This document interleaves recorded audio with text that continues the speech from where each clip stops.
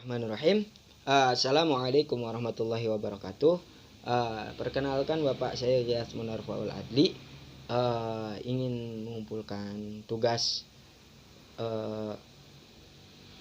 yang materi ketiga, yaitu metode langsung thoriqah mubasyirah. Ingin menjelaskan tentang materi yang ketiga. Langsung saja, latar belakang kemunculan metode langsung. Metode ini muncul akibat ketidakpuasan terhadap hasil pengajaran bahasa dengan menggunakan metode gramatika terjemah, dikaitkan dengan tuntutan kebutuhan nyata di masyarakat. Menjelang abad ke-19, hubungan antar negara di Eropa mulai terbuka. Untuk itu, mereka membutuhkan cara baru belajar bahasa kedua, karena metode yang ada dirasa tidak praktis dan tidak efektif. Maka pendekatan-pendekatan baru mulai dicetuskan oleh para ahli bahasa di Jerman, Inggris, Perancis, dan lain-lain, yang membuka jalan bagi lahirnya metode baru, yaitu metode langsung. Landasan teori.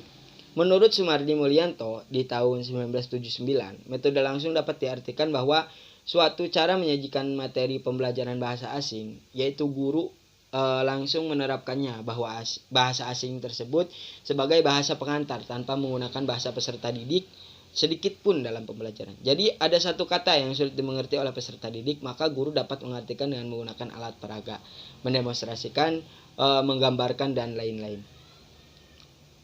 Karakteristik metode langsung. Yang pertama yaitu materi terdiri dari kata-kata dan struktur kalimat yang banyak digunakan sehari-hari. Yang kedua, gramatika diajarkan melalui situasi dan secara lisan. Yang ketiga, arti yang konkret diajarkan dengan menggunakan benda-benda, sedangkan arti yang abstrak melalui asosiasi.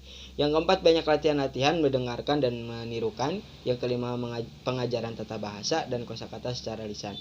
Yang keenam, mendengarkan dan menirukan dengan leluasa. Yang ketujuh, pada awalnya difokuskan pada ucapan. Dan yang kedelapan, semua bahan pelajaran bacaan disajikan secara lisan.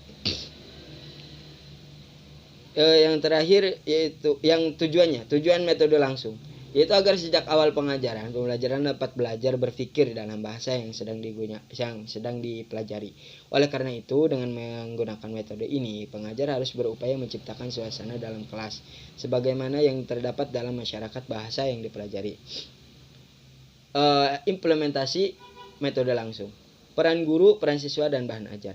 Peran guru yang pertama yaitu pembelajaran. Guru memberikan stimulus berupa contoh, ucapan, peragaan, dan memberikan pertanyaan.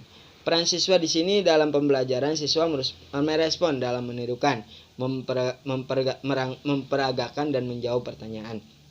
Bahan ajar yaitu seorang guru harus benar-benar cermat dalam memilih materi pembelajaran sehingga sesuai dengan tingkat kemampuan siswa. Untuk langkah-langkahnya, pendahuluan memuat berbagai hal yang berkaitan dengan materi. Pendidik memberikan materi berupa dialog pendek dengan bahasa sehari-hari secara berulang-ulang. Peserta didik diarahkan untuk menyimak lalu menirukan dialog yang disajikan secara lancar. Peserta didik dibimbing menerapkan dialog itu dengan teman-temannya secara bergiliran. Peserta didik yang sudah maju diberikan kesempatan untuk mengadakan dialog lain yang dianalogikan dengan contoh-contoh yang diberikan pendidik. Struktur atau tata bahasa diberikan bukan dengan menganalisa nahwu, melainkan dengan memberikan contoh-contoh secara lisan yang dapat mungkin menarik perhatian peserta didik untuk mengambil kesimpulan sendiri. Sebagai penutup, jika diperlukan evaluasi akhir berupa pertanyaan-pertanyaan. Misalkan dialog yang tadi telah kita ucapkan, mungkin kita bisa bertanya tentang artinya atau apakah ada dialog lain yang benar-benar bisa disampaikan gitu kan. Evaluasi metode langsung. Pada metode langsung dirancang untuk mengajarkan keterampilan prosedural dan pemahaman siswa. Untuk menilai keterampilan ini yaitu dengan cara siswa diberi masalah dan siswa harus memecahkan masalah itu sendiri. Namun proses ini tidak sesederhana yang tampak di permukaan. Jika kata dalam masalah yang digunakan untuk penilaian terlalu mirip dengan yang digunakan dalam instruksi, siswa hanya dapat menampilkan kemampuan mereka untuk mengingat satu set prosedur daripada menunjukkan pemahaman asli mereka. Mungkin cukup sekian untuk materi yang ketiga. dari saya Pak. Mohon maaf apabila ada kesalahan dan kekurangan. Terima kasih telah mendengarkan dan wassalamualaikum warahmatullahi wabarakatuh.